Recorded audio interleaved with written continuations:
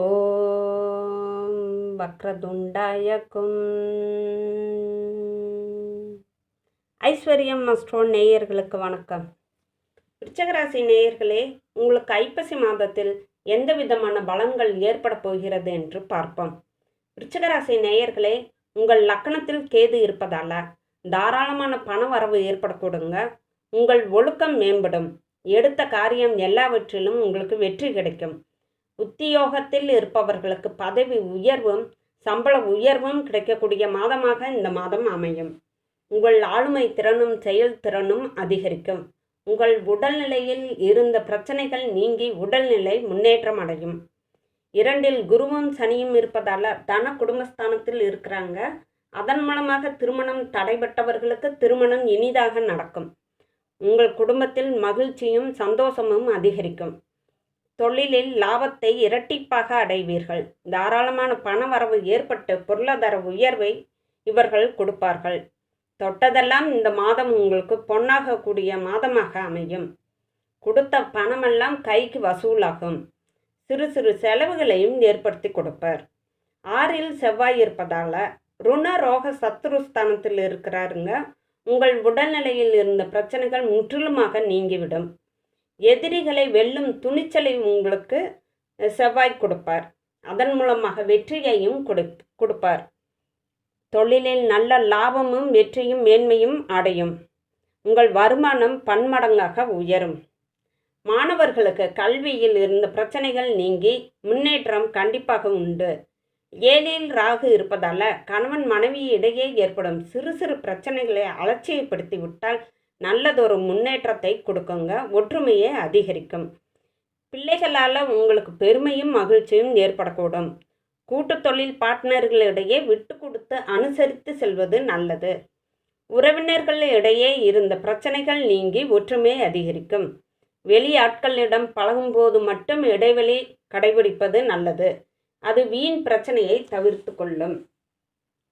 தாராளமான பணவரவையும் பொருளாதார வளர்ச்சியையும் ஏற்படுத்தி கொடுப்பார். நேரடியாக நீங்களே தொழிலில் ஈடுபடுவது நல்லதுங்க. யாரையும் நம்பி பொறுப்பை ஒப்படைக்க வேண்டாம். அது வீண் நஷ்டம் ஏற்படுவதை தவிர்த்து கொள்வதற்கு நல்ல பலனை கொடுக்கும். பெரிய மனிதர்கள் மூலமாக உங்களுக்கு நன்மையும் உதவியும் கிடைக்கக்கூடிய மாதமாக இந்த மாதம் அமையும்.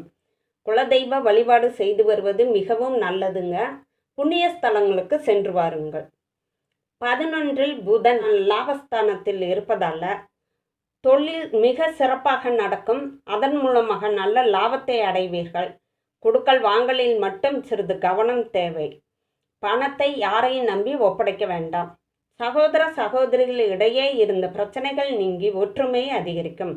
மகன் மகள் திருமண முயற்சியில் கடந்த காலத்தில் உங்களுக்கு தடை ஏதும் ஏற்பட்டு இருந்தால் இப்போ அந்த தடை நீங்கி திருமண முயற்சி கை கொடுக்கும்.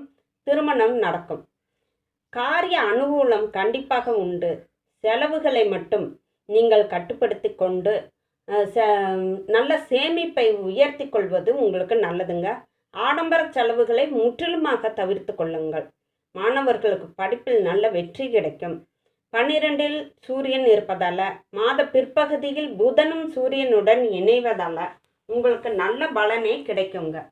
சூரியன் தைரியம் துணிச்சலை உங்களுக்கு கொடுத்து வெற்றி அடைய வைப்பார். உங்கள் உடல்நிலையில் மட்டும் சிறு சிறு பிரச்சனைகளை ஏற்படுத்தி கொடுப்பார். தலைவலி ஜலதோஷம் இந்த மாதிரி பிரச்சனைகள் உங்களுக்கு ஏற்படக்கூடும்.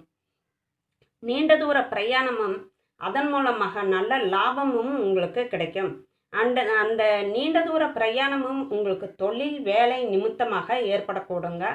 அதன் மூலமாக லாபமும் ஆதாயமும் கண்டிப்பாக உண்டு. நீங்கள் சனிக்கிழமை தோறும் நவக்கிரக வழிபாடு செய்து வருவதும் சனீஸ்வரருக்கு எல் தீபம் ஏற்று நீங்கள் அர்ச்சனை செய்து வருவதும் உங்கள் பிரச்சனைகளை வெகுவாக தீர்த்து வைக்கும். நீங்கள் குலதெய்வ வழிபாடு மாதம் ஒரு முறை செய்து வருவதும் உங்களுக்கு நல்ல பலனை கொடுக்கும்.